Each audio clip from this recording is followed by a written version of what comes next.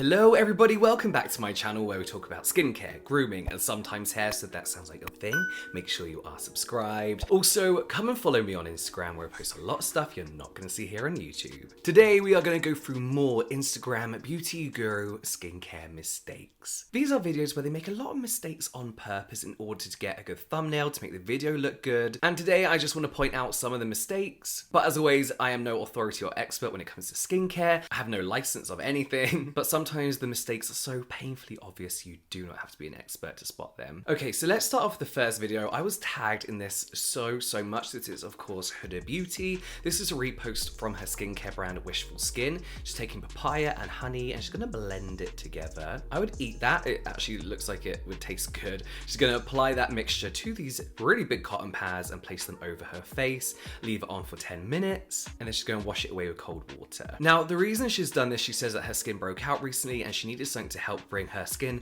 back to life. Papaya is great to help hydrate and nourish her skin and also help cellular turnover to reduce acne scars. So first of all, there's one thing I have to say. This is a repost from her skincare brand Wishful. This came out before her first product launch, which was a pineapple and papaya enzyme scrub, something like that. So this clearly was just an advert for that product. She might do this, but she probably doesn't. It's literally just an advert, which is fine. It's just a bit of promotional material leading up to her product launch. And she's known for her DIYs, so it is a good bit of promotional video. Okay, I hate DIY face masks. I really don't like them. I think they're a waste of time. I think they're a waste of money in the long run. And listen, just because something that you put on your face contains a certain ingredient, it doesn't mean that ingredient is getting into your skin, and that's a real issue with DIYs, especially if you're using it once every so often, and especially with particular foods and fruits. The thing is with these benefits from these fruits is that if you really want to benefit from the active ingredients in them, active ingredients are not a product, but if you want to benefit from, say, like vitamin A or vitamin D on your skin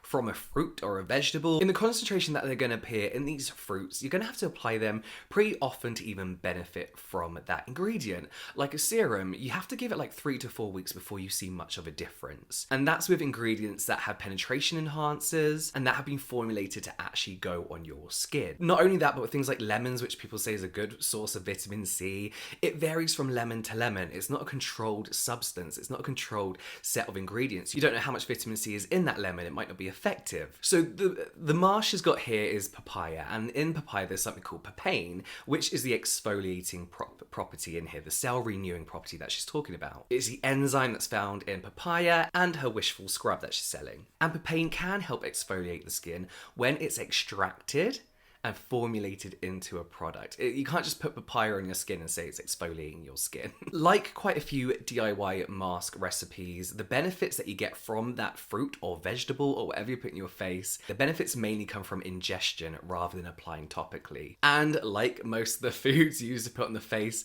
they can cause irritation as well, papain being one of them. I just feel like it's a huge waste of money.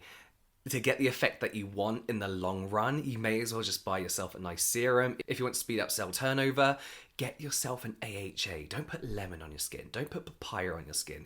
Get a AHA. They're like £6 from the ordinary. You can get a really good one for cheaper than it would be in the long run to keep applying papaya to your face. Like, they're fun. They're fun to do with your friend once in a while, but this isn't. It's not. Okay, moving on. We are back with this lady who is pouring that stuff all over her face. So she's going with her cleanser on a cleansing brush. She's scrubbing at her skin.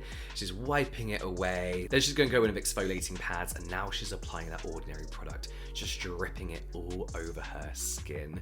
Wiping it away. Zit stickers, I love these. They are so good. They actually work. They genuinely work like overnight. But light therapy, don't know what that was. A moisturizer, which is applying to a brush, which you just don't need to do. Taking off the zit sticker, and then she's done. This girl has such a pretty face, and she's so friendly, and every time I watch her videos, like her smile's just so nice. And she usually has really long nails. Yeah, she's got really long nails on, and I honestly, so much respect for anyone who can do anything with nails of that length. It must take some practice. Okay, so I just want to talk about the ordinary AHA BHA product first. This is a really strong exfoliant.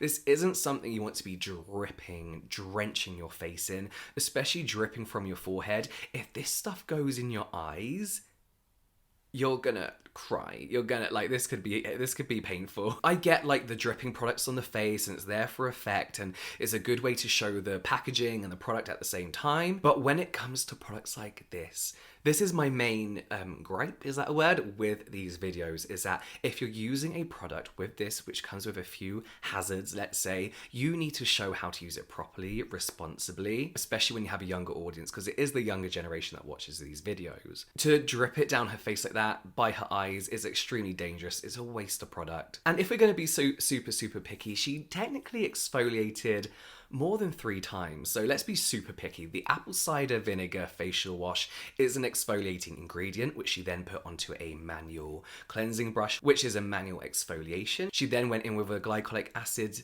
pad, I think it was, which is another form of exfoliation with the acid and the texture on the pad. That's what those pads are kind of made to do. She then went in with the AHA, BHA, the ordinary product, which is a very strong exfoliation. So she's over exfoliated.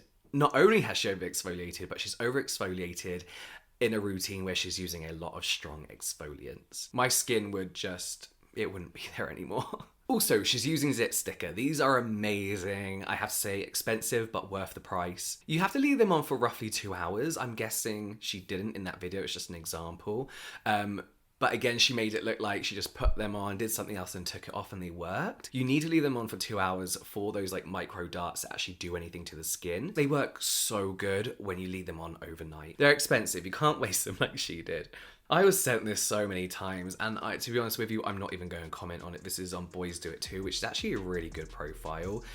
He's got dry, patchy skin, so of course what he's going to do is apply some kind of citrus to his skin, which is really going to help with sugar. I'm over this. I'm bored of seeing this. It's a known thing not to put lemon, lime, whatever, grapefruit like this on your skin, especially when you have dry skin. I'm over this. It doesn't work. Stop pretending it does. Get the fuck off Pinterest. I don't even want to entertain it anymore. This is an interesting one because although not harmful, it's also not anything. So that was really super quick. But you can see she's added those ingredients, which we'll go through in a minute, added cornstarch to thicken the mask, and she's just putting it everywhere. Again, obviously you wouldn't do this with a mask. It's just for you to click on the video. And then she's going to moisturize after. Fine, nice, okay, cool. Okay, I feel like putting stuff like this over your eyes, whatever it's made out of, you'll notice skincare always says to avoid the eye area. Just because it's natural, it doesn't mean that it's safe around the eyes. Lemon, for example, even though it's heavily diluted in there, it's not safe to put around the eye area. But let's actually look at the ingredients here and what she puts in this mask. So she said in her the description of the video that it was a spur of the moment thing, so it's just kind of like playing around the kitchen, which is cool.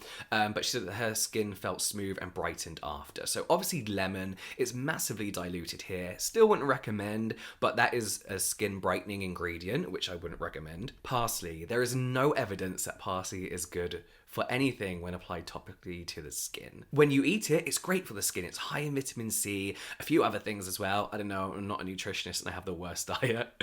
But ingested, yes, it's good for you. Honey, nice and moisturizing, antibacterial, antiseptic, sticky and a little bit messy. I personally would rather not, but still, if you want to do like a natural mask, just put honey over your face. It's absolutely fine. Cornstarch. Now, there's obviously no benefit to cornstarch other than thickening the mask. In fact, I read somewhere that cornstarch could feed the yeast that lives on your face. Hang on, I got my iPad here, let me see. So, okay, so New York City cosmetic dermatologist Doris Day, MD, told cosmopolitan.com this is from, I would not recommend cornstarch on the face. It's food for yeast that live on the skin. So that's in reference to applying cornstarch as like baking powder, you know, when you bake your face. So I don't know, mixed into the mask, maybe it's not that big a deal, but still, there's no point. Gelatin, again, they're just to thicken the mask. So really, when you look at all the ingredients all together, there's no point in this mask. Like, it's got no benefits. She should have just used honey, really, if she wanted like nice smooth skin. But all mixed up is a bit of a waste of good food and time. But it does look cute though. She's also posted a video dripping that ordinary product like down her face. I don't think people realize how strong this product is or what it really is to be doing that. She's got really nice skin. She looks really young as well, and I just wouldn't want her to ruin her skin. Her makeup, though, is incredible. Like, when do people learn to do this stuff? Oh, that's great.